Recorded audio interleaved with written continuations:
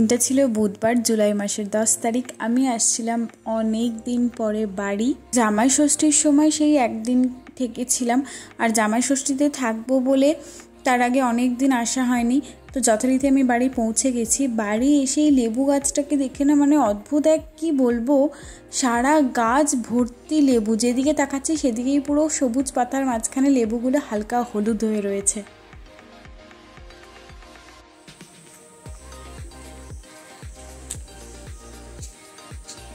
লঙ্কা গাছটা লঙ্কা হয়েছে নাকি? তার পাশেই রয়েছে তুলসী গাছ, এবং তুলসী গাছের ওই জায়গাটাতেই ছিল একটা পেঁপে গাছ। তো মানে অনেক দিন বাদে বাড়ি এসেছি না, এই জিনিসগুলো দেখে সত্যি বলছি খুব ভালো লাগছে।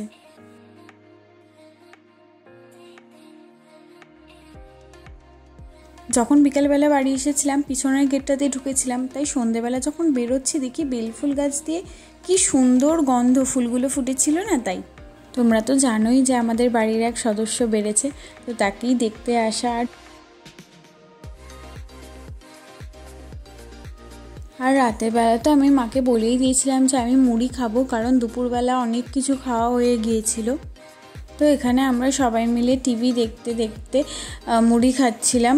আর এখানে বাবা বলছে যে দুপুরবেলা ঠিকঠাক মতো ঘুম হয়নি, যেহেতু আমাদের বাড়িতে ছিল, দুপুরবেলা আমাকে নিয়ে ফিরেছে, তো সেই জন্য বলছে প্রচণ্ড ঘুম পাচ্ছে।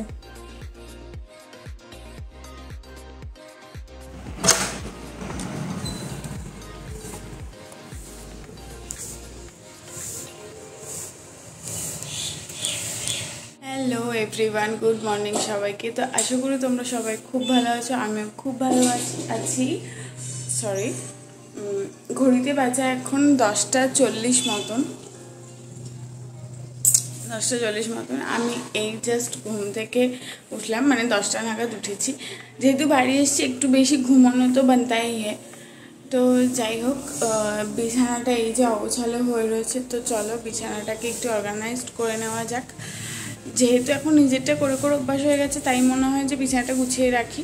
বিয়ের আগে এইসব কিছুই করতাম না, মাকে বলতাম যে তুমি করে দাও, এই একটা ব্যাপার। এখন নিজেরটা গুছোতে মনে হচ্ছে যে না, বিছানাটা গুছিয়ে রাখলে অন্তত ঘরটা পুরো পরিষ্কার লাগে। তো চলো সেটা ঝটপট করে। এই তো সবাই বাড়িতে প্রথম দিন, কিন্তু বেশি দিন থাকলে না, যেহেতু এখানকার অভ্যাসটা একটা অন্যরকম হয়ে যায়, তখন আর বাড়ি যাওয়ার পরে আর ভালো লাগে না, যেন মনে হয় যে এখানেই যেন ভালো লাগছিল বেশি। তো ওই জন্য আমি বিয়ের পরে এখানে এসে বেশি থাকতে চাই না, যাতে আমার ওখানে গিয়ে অসুবিধা না হয়। বাড়ি এলে তো কিছুই করতে হয় না, কিন্তু ওখানে গিয়ে কিছু কাজ করি আর না করি, কিন্তু নিজেরটুকু তো নিজে করতেই হয়। সেইটুকু করতেও যেন আর তখন আর ভালো লাগে। এই যে বিছানা পুরো গুছানো হয়ে গেছে। আর আজকে সকালবেলা না ঘুমাবো কি 6টা থেকে মনে হয় 8টা পর্যন্ত, কারেন্ট ছিল না।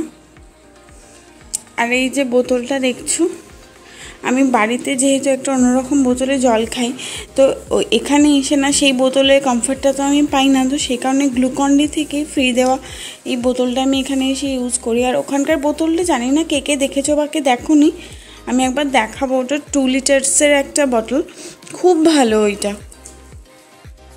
আর ব্রেকফাস্টে আমি কেক খেয়েছিলাম।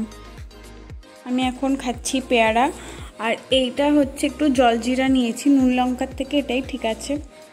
এখন বাজে দুপুর 2টো। আমি এই সবে এখন স্নান করলাম, আর যেটা আমার ওখানে বাড়িতে 10টা সাড়ে 10টার মধ্যে কমপ্লিট হয়ে যায়।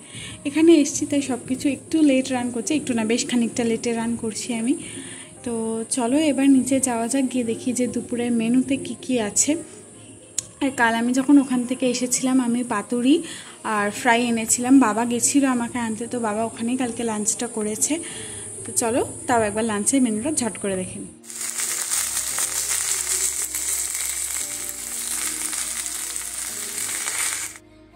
লাঞ্চে ছিল হচ্ছে সয়াবিন আলুর দিয়ে একটা তরকারি আর ভাত।